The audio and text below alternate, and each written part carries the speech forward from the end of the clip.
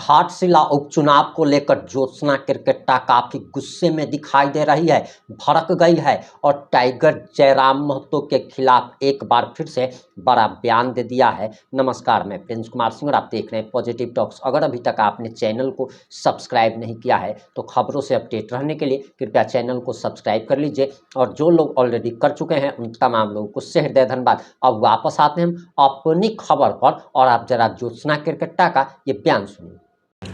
सबों को जोहार। मैं ज्योत्सना केरकेट्टा, आपकी आदिवासी समाज की बेटी, और मैं बात करूंगी क्योंकि कल चूँकि घाटशिला का उपचुनाव है और वो जो चुनाव है वो कहीं ना कहीं बहुत आदिवासियत को बताने वाली बात है कि उसमें आदिवासी की कितना ताकत है, क्योंकि कल जो वोटिंग होने जा रहा है वो एसटी रिजर्वेशन सीट है। और अभी कुछ दिन से आप देख रहे हैं कि कुर्मी वर्सेस एसटी का जो मुद्दा चल रहा है, ठीक है, कुर्मी वर्सेस एसटी का मुद्दा पे हम लोग जब बात कुछ बोल रहे हैं अपने समाज के लिए तो हमें बहुत कुछ चंद लोगों के द्वारा कुर्मी समुदाय के ही जेलकेम के लोगों के द्वारा बहुत गंदी गंदी गालियां दी जा रही है, नचनिया बोला जा रहा है, कभी क्रिश्चियन का दलाल बोला जा रहा है, कभी दूध बोरा चावल में बिकने वाली बोला जा रहा है। तो मैं वो सबको बात को साइड करते हुए ना आज मैं किसी पार्टी से मैं बात नहीं करूंगी, ना मैं यहाँ पे जेएमएम की बात करूंगी, ना मैं आजसू की बात करूंगी, ना मैं बीजेपी की बात करूंगी। मैं सिर्फ यहाँ पे एक ही बात करूंगी, आदिवासियत की, क्योंकि घाटशिला चुनाव का जो सीट है वो एसटी रिजर्वेशन है और आदिवासियत के नाते क्योंकि हम लोग आवाज भी अभी उसी के लिए उठा रहे हैं, मैं बात करना चाहूंगी हमारे जेलकेम के प्रत्याशी बड़े भाई रामदास मुर्मू जी के बारे में। रामदास मुर्मू जी के बारे में इसलिए मैं बात करूंगी, दादा आपको जरा भी शर्म नहीं आया? आप एक आदिवासी होते हुए भी अपने चुनाव लड़ने के लिए, विधायक बनने के लिए आप एक ऐसी पार्टी से चुनाव का वोट लेते हैं जिन्होंने विरोध किया कि हमें एसटी में शामिल करो। आप निर्दलीय लड़ जाते, आप जीत जाते। आप समाज के साथ नहीं खड़ा होकर अपने पार्टी के साथ खड़ा होना पसंद किए उस सटीक मतलब उस हाइप वाला पीरियड में जहां पे कुर्मी वर्सेस एसटी की लड़ाई चल रही थी, और आप इतना लालसा हो गया कि आप घाटशिला चुनाव में प्रत्याशी भी बने तो उस पार्टी के प्रत्याशी बने जिन्होंने एसटी के विरोध में कुर्मी से एसटी में शामिल होने की बात कही है। बाकी सभी संगठन के लोग हैं अलग अलग पार्टी में, सभी जो आज कुर्मी एसटी का मुद्दा उठा के एसटी की तरफ से लड़ाई लड़ रहे हैं वो सभी विभिन्न पार्टी में है। लेकिन बात जब अपनी आदिवासियत की आई तो सब आदिवासी भाई वहां से कट के अपने समाज की बात करने लगे। लेकिन आप देखिए, जेलकेम से टिकट मिला, आप इतने मतलब ये हो गए, इतना विधायकी का लालच था कि विधानसभा चुनाव विधायक बनने के लिए आप अपने समाज के बारे में नहीं सोच रहे हैं। अगर समाज के आरक्षण के बारे में बात करते तो आप निर्दलीय में चुनाव लड़ते तो आप जीत जाते। अगर समाज के बारे में एक बार भी आवाज उठाते जेलकेम में रह के, तो आपने तो आवाज भी नहीं उठाया और टिकट मिला तो खप से टिकट पकड़ भी ली और चुनाव भी लड़ी। शर्म आनी चाहिए आपको।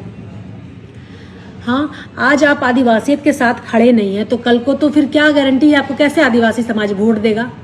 कैसे आदिवासी समाज वोट देके आपको वहां से जिताएगा? आज आप अपने आदिवासियत की बात नहीं कर रहे, आदिवासी समाज को बेचने का काम कर रहे हैं। जेलकेम से टिकट लेके आप चुनाव लड़ रहे हैं। मैं घाटशिला के सभी आदिवासी भाइयों को रिक्वेस्ट करूंगी कि अभी जो मुद्दा चल रहा है आदिवासी वर्सेस कुर्मी, तो आप समझ के ध्यान दे के आप वोट कीजिए कि किस प्रत्याशी को वोट देना है, जो आपके साथ वहां पे रहे, जो आदिवासी के जन मुद्दों पे बात करे। ऐसा नहीं कि अपने विधायकी बनने के चक्कर में आदिवासियों के इमोशनल को बेच दे और जेलकेम जैसे पार्टी से टिकट लेके चुनाव लड़े। बताइए, आप निर्दलीय क्यों नहीं लड़े दादा? आपको निर्दलीय लड़ना चाहिए था। और मैं इसलिए बार बार उनका नाम इसलिए ले रही हूँ क्योंकि उन्हीं के जेलकेम के पार्टी के ही लोग सबसे ज्यादा चिड़ उन्हीं को लगा हुआ है। यहाँ पे बीजेपी के लोग भी हम लोग गाली नहीं दे रहे, बीजेपी के कुर्मी लोग, महतो समाज के बुद्धिजीवी लोग भी गाली नहीं दे रहे, जेएमएम के भी बुद्धिजीवी लोग कुर्मी समुदाय की गाली नहीं दे रहे, आजसू के भी बुद्धिजीवी लोग कुर्मी समुदाय की गाली नहीं दे रहे। सिर्फ जेलकेम के ही कुछ नए नए नेता है जो गंदी गंदी गालियां दे रहे हैं, आदिवासी बहन बेटियों को रील्स वाली नचनिया बोल रहे हैं। तो आप ऐसे लोगों के साथ उस पार्टी से, जेलकेम पार्टी से टिकट लेके आप चुनाव लड़िएगा, और जब समाज की बात आ रही है उसके साथ खड़े नहीं हुए तो कैसे जाके आगे जाके आप समाज के साथ खड़े रहिएगा जब आप टिकट के लालसा में चल गए वहां से चुनाव लड़ने के लिए।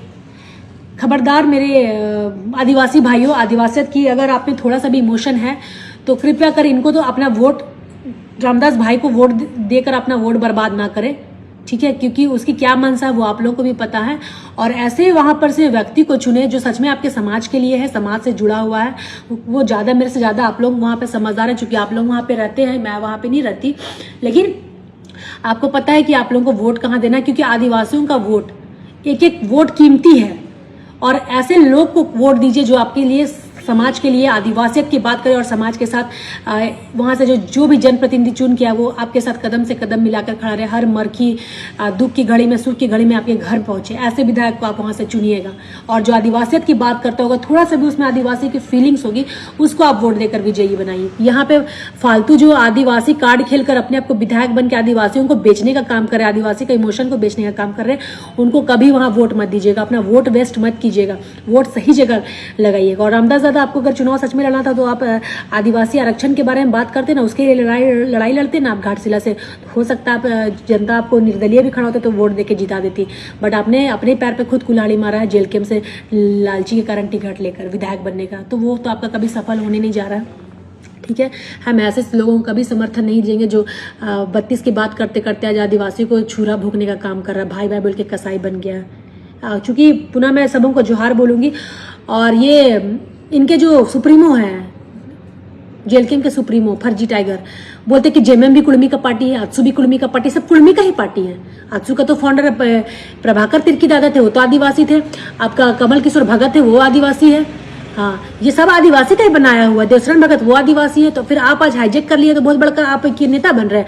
आपको वहाँ आदिवासी को भी बराबर हक का अधिकार देना होगा। दादा सुदेश महतो, मैं आपको ही बोलूंगी, बराबर हक का अधिकार देना होगा। और जेएमएम कैसे है जी, कुर्मी का पार्टी, वहाँ बाबा शिबू सोरेन का खून पसीना लगा है। क्या बात करते हैं आप लोग, सब आप ही लोग का पार्टी है। आपका पार्टी है कुर्मी का, तो जेल कैंप पार्टी है। ठीक है, और वो सिर्फ कुर्मी का इसलिए पार्टी क्योंकि वो सिर्फ कुर्मी की बात करता है, अपने सामाजिक का। आपको दादा, मैं रामदास दादा आपको बोलूंगी, रामदास मुर्मू दादा, जब आपको थोड़ा सा भी समझ नहीं आया, जब सामाजिक वो जो विधायक है वो तो जनप्रतिनिधि सभी समुदाय से चुन के गया हुआ, तो जब समाज का बात आया तो क्यों वो विधायक रह के भी अपने समाज के लिए सामने खड़ा हुआ? आप तो विधायक बने भी नहीं, फिर भी अपने समाज के लिए आप आवाज नहीं उठाए घाटशिला से। आपको तो उठाना चाहिए था। हम तो बोल रहे आप ऐसे ही उठाते तो विधायक बन जाते दादा। हाँ, जब आप वहां पे देखिए ना, वो जब जयराम जी अपने समाज के लिए खड़े हो गए और आप अपने समाज के साथ नहीं खड़ा होके चुनाव लड़ने के लिए जो उसी पार्टी से टिकट लेकर चुनाव लड़ रहे हैं, जो आपके भाइयों को पीठ में छुरा भोंक रहा है, उसको बढ़ावा दे रहे हैं, हम लोग का इमोशन को बेचने का काम कर रहे हैं। मत कीजिए। हमारे घाटशिला की जनता आपसे निवेदन है, रिक्वेस्ट है, सही प्रतिनिधि को चुनकर विधायक बनाए जो आपके साथ कदम से कदम मिलाकर खड़ा रहे। जय जोहार, जय झारखंड, जय आदिवासी, जय भगवान बिरसा, फूलो झानो चांद भैरव अमर रहे। जय जोहार सबों को जोहार।